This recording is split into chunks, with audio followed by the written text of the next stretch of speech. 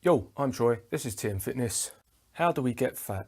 So it should be fairly obvious to you by now that you cannot gain weight without being in an energy surplus. So you have to be in a positive energy imbalance, which means more calories in than calories going out. So that's the crux of it. But how do we actually get fat? How do we turn food into body fat? Well, I'm going to attempt to put it into really simple terms for you. It's very, very complicated. So if you're a biochemist and you're watching this and I miss a few things out, please forgive me. I'm trying to make this as concise and simple for the everyday man to understand. So first of all, you eat food. And this is important. We mostly eat meals, or we eat foods that comprise of a multitude of macronutrients. It's very, very rare that you'll eat a food source that is a sole source of one macronutrient, unless you're eating like table sugar or coconut oil. So you eat a food, the macronutrients within that food are broken down and partitioned off for their various biochemical processes. So if there's protein in that food, the proteins will be broken down and deanimated. So that means all the amino acids that make up the protein will be taken out and metabolized for various pathways, mostly for growth and repair, providing nitrogen balance and muscle protein synthesis. While that's happening, it has a positive thermic effect on your body, which means while you're digesting and metabolizing the proteins, your metabolic rate goes up. So some of the calories in the protein are burnt off during the metabolization process of that protein and not converted into energy. They're just burnt off. Protein is also highly satiating. So not only does it increase thermogenesis, it also increases satiety. Not for everyone. We're all different. Everybody reacts differently to these things, but in most cases, protein is satiating. It will fill you up a bit more than the other foods. Now, there is a process called gluconeogenesis, where some of the amino acids are removed in the liver and converted into glycogen. So if you're in a low energy state or a period of low glycogen availability, maybe you're eating a low carbohydrate diet, for example, then some of the amino acids will be converted into glycogen. So you're turning protein into carbohydrate, essentially, to provide fuel for your muscles. The carbohydrates in the food that you're eating, and this doesn't matter if it's starch or sugar, carbohydrates are carbohydrates.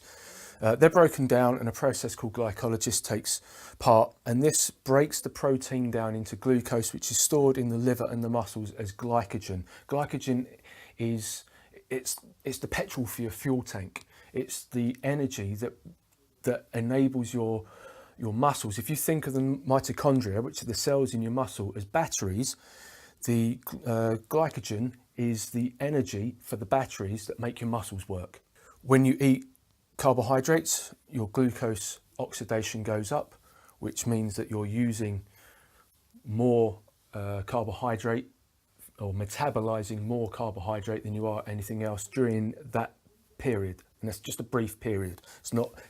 It doesn't mean that you eat carbohydrates and then you don't use any of the other nutrients. There is a process called de novo lipogenesis. In very extreme circumstances, de novo lipogenesis will break down carbohydrates, turn them into lipids, which are fatty acids, and then store them in the adipose tissue.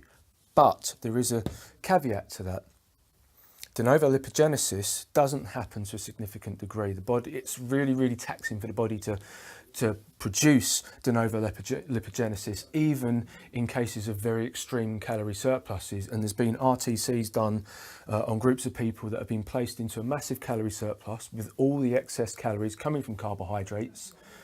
And de novo lipogenesis happened to such a minor degree that it had no real bearing on the amount of body fat that they were storing. So carbohydrates are stored as energy, they're not stored as fat. And then you've got the fats in the food that you eat. So this is all assuming that you're in an energy surplus, by the way. So even in an energy surplus, you're not converting carbohydrates into fat, at least not to a meaningful degree. So the fats that are in your food are then surplus to requirements. You don't need to oxidize that fat for energy because you've got all this protein and carbohydrate in your food that is being converted into energy stores for your body to use.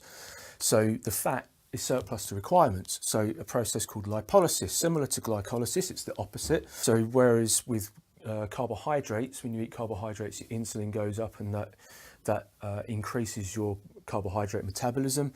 When you eat fats, glucagon goes up and then increases your fat metabolism. When you're in an energy surplus, lipolysis turns the fats that you've eaten, the dietary fats, into fatty acids and stores them in the adipose tissue. Adipose tissue being the fat under your skin.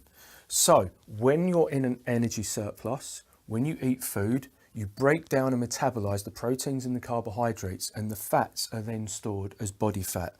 That's important because we've been led to believe that the glycemic load of the foods that you're eating and eating carbohydrates and raising insulin leads to fat storage. It doesn't. That's not how this works. In extreme cases, that system can get broken. So if you're in a chronic energy surplus for a long time, you're not exercising, you're under a lot of stress and allostatic load, you're not sleeping, you're not hydrating, your diet is shit, your lifestyle is shit, then that all becomes kind of broken. It doesn't work very well.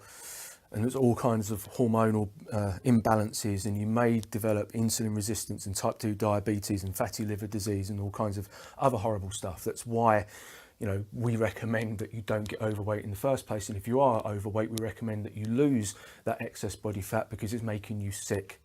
But in summary, being in a positive energy imbalance, so more calories in than going out, means that when you eat food, the fat that you're eating is being stored as body fat. Everything else is being stored as energy. So if you want to reverse that, it's quite simple. Eat in an energy deficit and make sure you're doing enough exercise to burn up these carbohydrates that you're using.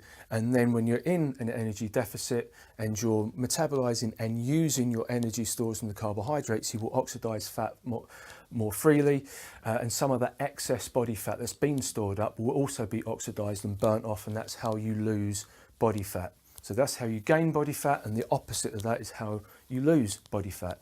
It's quite simple when you put it like that. And everyone in the fitness industry these days, it's not everyone, but a lot of gurus and a lot of the mainstream advice in the fitness industry is very confusing. Don't pay attention to that. So that, in a nutshell, is how you get fat, and don't do that. Simple. If you've got any questions, put them in the box. Like, share, subscribe. Laters.